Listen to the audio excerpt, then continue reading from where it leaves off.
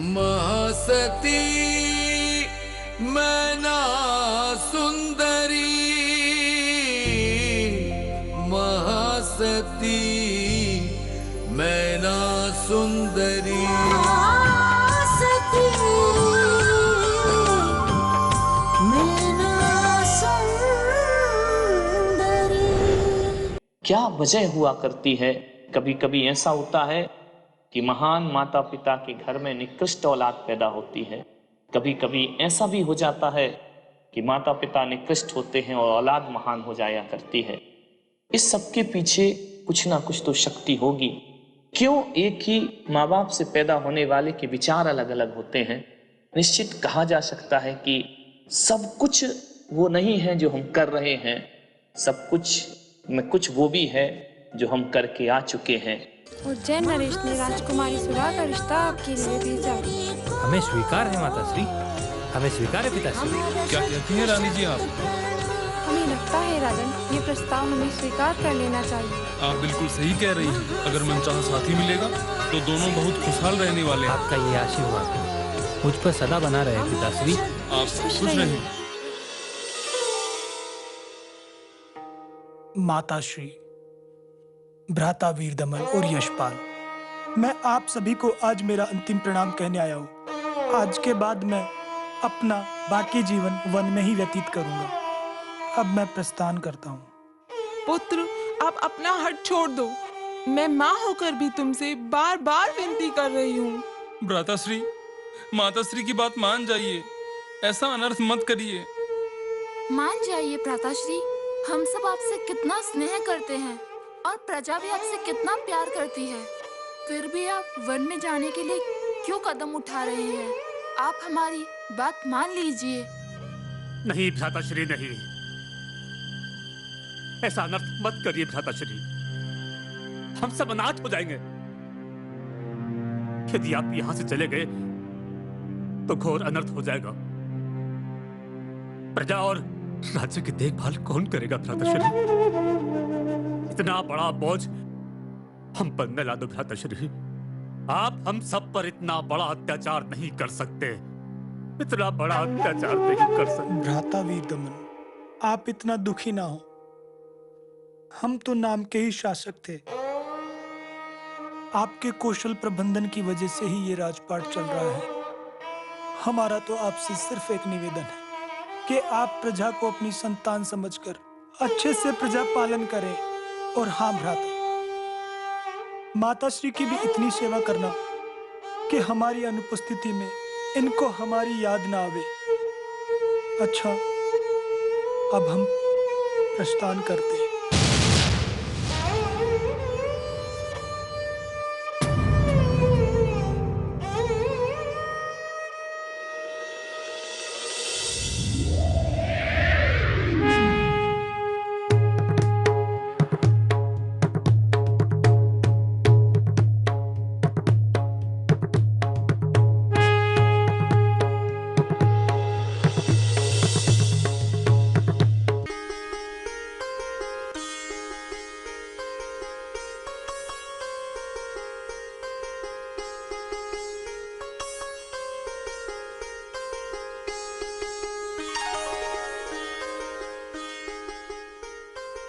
आप दोनों को राजपुरोहित का प्रणाम स्वीकार हो। प्रणाम पुरोहित जी। तो महाराज, आपने क्या निर्णय किया है? महाराज, बाहुपाल का प्रस्ताव हमें स्वीकार है और इसमें राजकुमार भी सम्मिलित हैं। क्यों महारानी जी? बिल्कुल सही महाराज। राजकुमार और राजकुमारी पहले से ही एक दूसरे को पसंद करते हैं, तो मना करने का तो प्रश्न ही नहीं उठता। महाराज, बाहुपाल के साथ संबंध बनाने में हमें भी गर्व होगा। आप ये शुभ संदेश लेकर जाएं और राजकुमार और राजकुमारी के विवाह की तैयारियां करें। आप धन्य हैं राजन। आपके इस निर्णय से उज्जैन और कौस्थुम दोनों ही राज्यों में संबंध और मधुर होंगे। प्रजा आपकी जय जयकार करेगी। आप दोनों की कीर्ति पताका आसमान में ऊंचे लहराएगी। अच्छा, तो मुझे अब आज्ञा दीजिए, क्योंकि शुभ समाचार महाराज बाहुपाल जी को भी देना है। आप हमारे राज्य में शुभ संदेश लेकर आए हैं, आप खाली हाथ कैसे जा सकते हैं?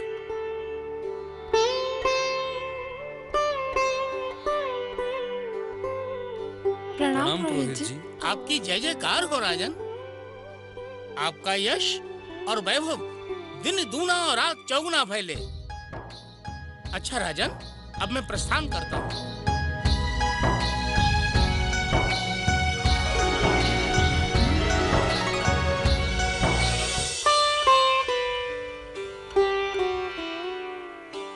उज्जैन नरेश, राजपुरोहित का प्रणाम स्वीकार करें। प्रणाम गुरुदेव। प्रणाम पुरोहित जी। आसन ग्रहण कीजिए।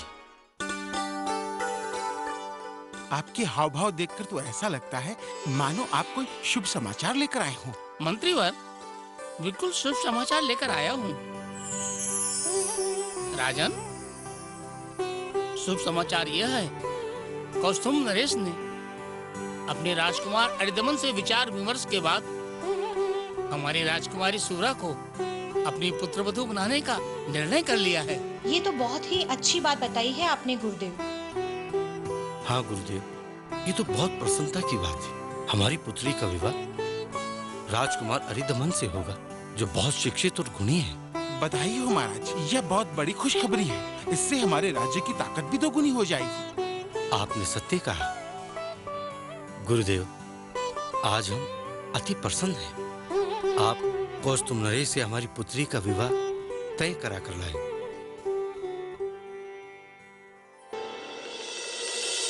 महाराज, राजगद्दी प्राप्त करने के पश्चात आप में बहुत ही परिवर्तन हो गया है। हाँ महाराज, आपने अपनी शक्ति 4 गुना बढ़ा दी है। राज्य में सब जगह आपकी खूब प्रशंसा और चर्चा हो रही है। हमें गर्व है, हमने उपयोगी पदों पर आप लोगों की नियुक्ति सही की है। हम आपके आभारी हैं महाराज। हम आपको विश्वास दिलाते हैं, हम अपने पदों पर कार्य कुशलता पूर्वक करेंगे। महाराज, राज्य में हर जगह आपकी जय जयकार होगी। पूरे राज्य में आपकी कीर्ति बढ़ेगी। परंतु महाराज, राजगद्दी पर बैठने के पश्चात पहली बार रानी दामिनी और आपके पिताश्री को छोड़कर और परिवार को छोड़कर आपने हमें यहाँ गुप्त रूप से बुलाया है। क्या बात है महाराज? कोई संकट का आभास तो नहीं? संकट नहीं, चिंता का विषय। कुटिया में रहने वाले नगरवासियों को राजमाता ने राजमहल में शरण दे रखी है। राजा और रंग की दीवार को तोड़कर सभी प्रजा से पारिवारिक संबंध स्थापित कर रखे हैं, जो हमें किसी भी हाल में स्वीकार्य नहीं है। अमीरी गरीबी के मेल मिलाप को रोन कर वो दीवार खड़ी कर दो। कोई भी नगरवासी राज दरबार की चौखट पर आने से पहले अनेक बार विचार करे। मेल मिलाप की सबसे बड़ी जड़ है राजमाता, जो हमारे षड्यंत्र की कोई बात नहीं मानती। विरोधी और विद्रोहियों को कुचलकर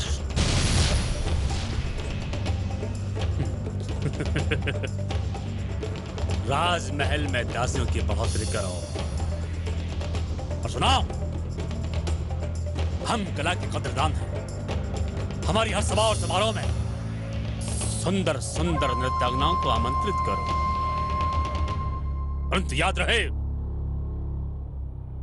सर को धड़ से अलग करती तलवार, कमान से निकला हुआ तीर और राज दरबार में किया हुआ हमारा फैसला पत्थर की लकीर होगा। अब आप लोग जा सकते हैं। जी महाराज।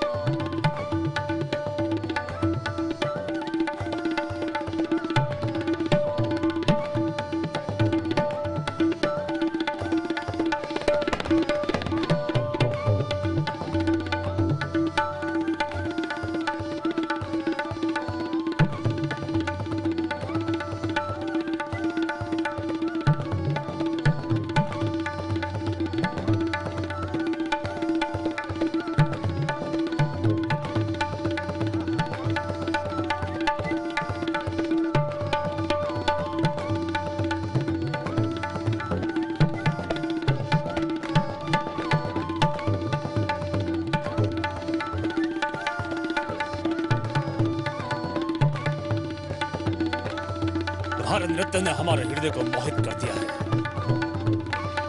हमारा हृदय भक्त हो गया है।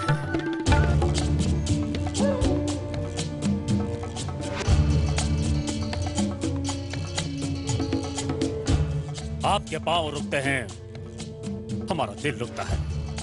लो, नृत्य जारी रखो। वीर दमन,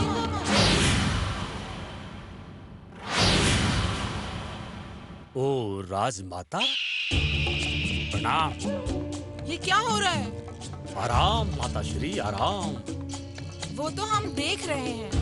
आप प्रजा का कितना ध्यान रख रहे हैं और कैसा शासन चला रहे हैं। ये लो, माता श्री को तो ये भी याद नहीं। ध्यान दीजिए माता श्री, जब राजपाट हम संभालते थे और जय जयकार आपका वो घोड़ी, अब क्षमा कर, आपका वो लाडला नक्कारा पुत्र की होती थी, तब हमारे मन में क्या बीतती थी, हमारे इस दिल में क्या बीतती थी, ये हम जानते हैं। इस राजपाट के लिए हमने की रात आंखों में निकाली है माता श्री। आज जब इस रात का सुख भोगने का समय आया है तो आपसे ये सुख देखा नहीं जा रहा। सहन तो हम नहीं करेंगे अब। हम अपनी प्रजा पर अन्याय होता हुआ नहीं देख सकते।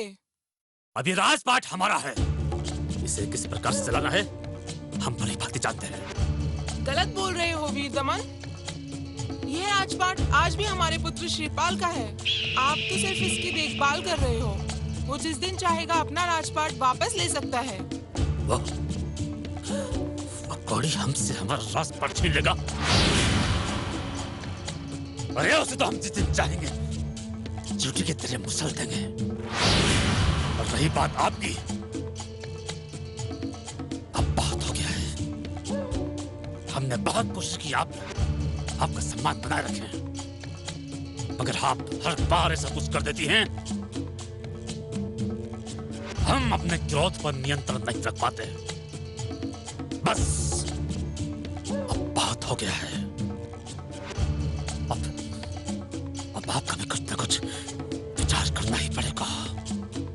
सैनिकों, गिरफ्तार कर लो इस राजमाता को, डाल दो काल कोठरी में। ये तुम ठीक नहीं कर रहे हो वीर दमन। मेरे पुत्र को पता चला तो?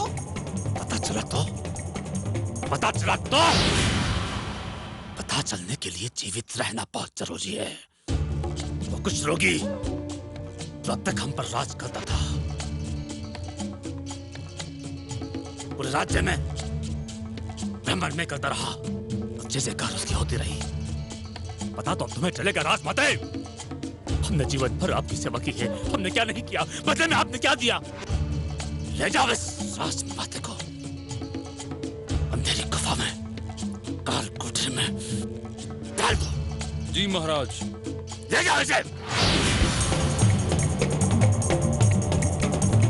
ये ठीक नहीं कर रहे हो वीर दमन। तुम्हारे पापों का घड़ा जल्द ही भरेगा। मेरा पुत्र तुमसे बदला अवश्य लेगा। ले जाओ इसे।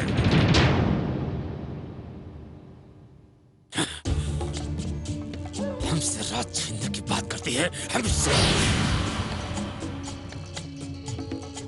अरे इसे तो आप स्वयं भगवान मेरे जो उतराए वो भी नहीं छीन सकता। सुन रहे हो ना प्रभु? अब ये राजपाट राजा वीर दमन का है। राजा वीर दमन का।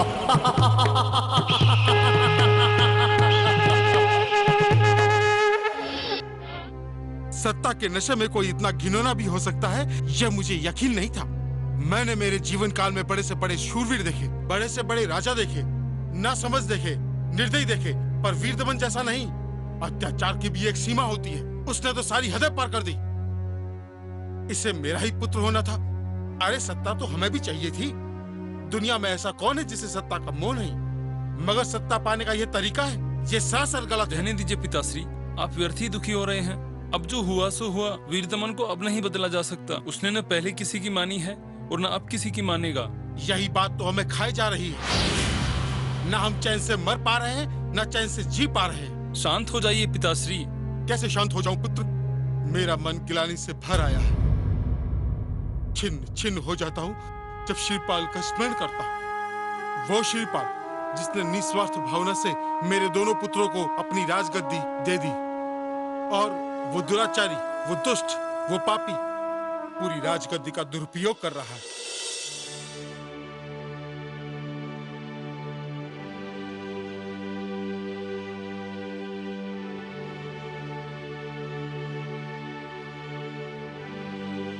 महाराज की जय हो। महाराज, कोस्तुम के राजकुमार अरिदमन पधार रहे हैं और आपसे मिलना चाहते हैं। अरिदमन हमसे मिलना चाहते हैं? कुछ खास प्रस्ताव है? महाराज, राजकुमार अरिदमन राजकार्य से निकले हैं। रात्रि विश्राम उन्होंने आपकी सीमा में किया है। ऐसे में वो एक सामान्य भेंट करने की इच्छा रखते हैं। और फिर राजकुमार अरिदमन के साथ हमारी राजकुमारी सूरा का संबंध भी स्थिर हो चुका है। ऐसे में उनके आने से हमें उनके आतिथ्य का एक अवसर और मिलेगा। आपने ठीक कहा गुरुदेव। राजकुमार अरिदमन से मिलकर हमें अत्यंत प्रसन्नता होगी। आप उन तक हमारा संदेश भेज दिए और उनसे कहिए उनका स्वागत है। जो आज्ञा महाराज। ये तो बहुत अच्छी बात है। राजकुमार अरिदमन से मिलकर हमें बहुत प्रसन्नता होगी। क्यों मंत्री जी, आप क्या कहते हैं? आप सही कह रहे हैं महाराज।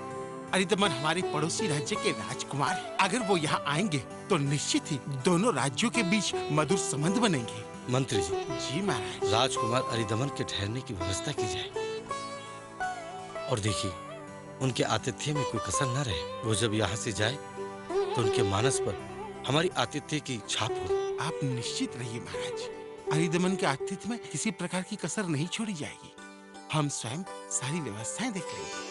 अब मुझे आज्ञा दीजिए। गुरुवर, आप ही के प्रयासों से राजकुमारी सूरा को राजकुमार अरिदमन जैसा वर मिला। ये सब आपका प्रताप है महाराज। आपकी कीर्ति का चारों ओर इतना विस्तार हो चुका है कि कोई भी शासक आपके साथ अपना संबंध जोड़कर अपने को गौरवान्वित अनुभव करेगा। और फिर हमारी राजकुमारी सूरा भी तो लाखों में एक है। हे प्रभु, हमारे प्रिय भ्राताश्री और राजकुमारी सूरा की जोड़ी को किसी की नजर ना लगे। बधाई हो दीदी, आपको आपका प्रिय जीवन साथी मिल गया। अब तो महल में रौनक ही रौनक हो जाएगी।